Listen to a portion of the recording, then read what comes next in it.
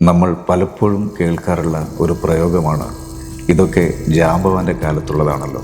വളരെ പഴക്കമുള്ള ഒന്നിനെ സൂചിപ്പിക്കാനാണ് ഈ വാക്കുകൾ ഉപയോഗിക്കാറുള്ളത്. എന്നാൽ എന്തുകൊണ്ടാണ് ജാമ്പവാന്റെ കാലം ഇത്രയേറെ പുരാതനമായി കരുതപ്പെടുന്നത്? ആരാണ് യഥാർത്ഥത്തിൽ ഈ ജാമ്പവാൻ? ഒരു കഥ പറയാം.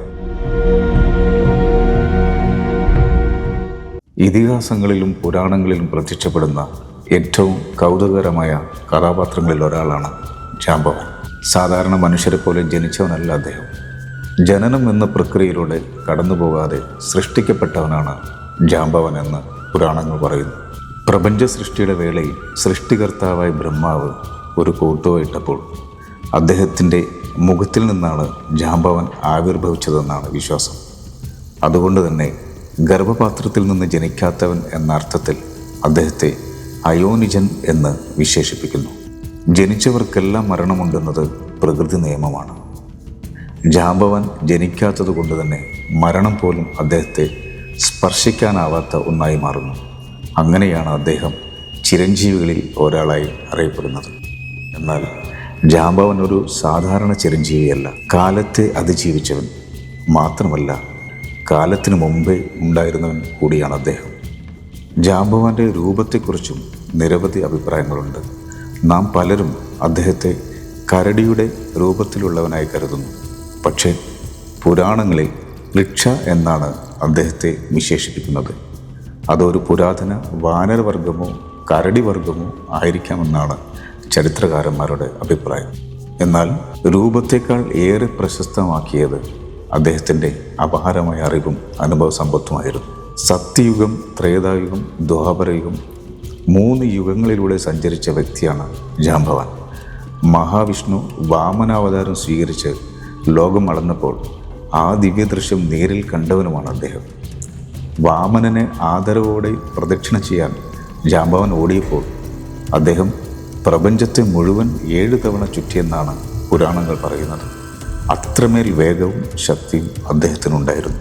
എന്നാൽ രാമായണ കാലത്തെത്തുമ്പോഴേക്കും ജാമ്പവാൻ വാർദ്ധക്യത്തിലേക്ക് കടന്നിരുന്നു.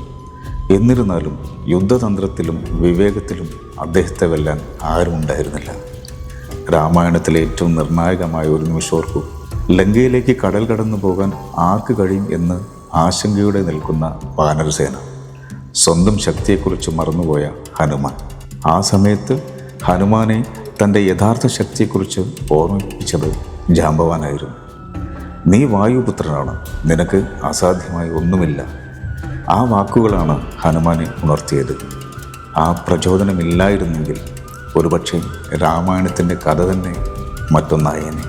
കേവലം ഹനുമാനല്ല, സുഗ്രീവനും ശ്രീരാമനും പല ഘട്ടങ്ങളിൽ ജാമ്പവാന്റെ ഉപദേശം തേടിയിരുന്നു.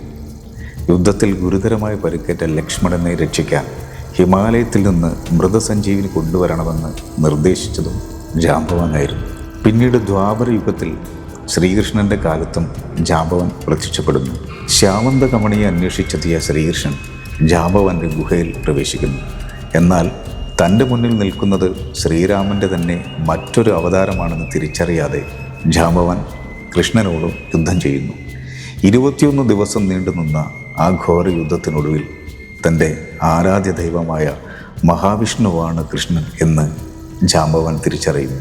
അതിനുശേഷം ശ്യാമന്തകമണിയോടൊപ്പം തൻ്റെ മകളായ ജാമ്പവതിയെ ശ്രീകൃഷ്ണന് വിവാഹം കഴിച്ചു നൽകുകയും ചെയ്യുന്നു.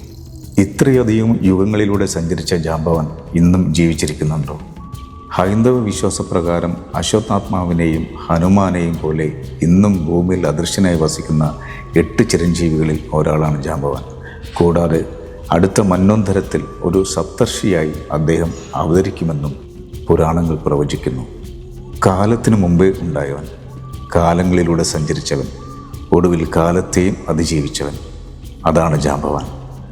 അതുകൊണ്ട് തന്നെ ജാമ്പവാന്റെ കാലം എന്ന പ്രയോഗം വെറും പഴക്കത്തെ മാത്രം സൂചിപ്പിക്കുന്നതല്ല, അവസാനിക്കാത്ത അനുഭവത്തിൻ്റെയും ജ്ഞാനത്തിൻ്റെയും പ്രതീകവുമാണ്.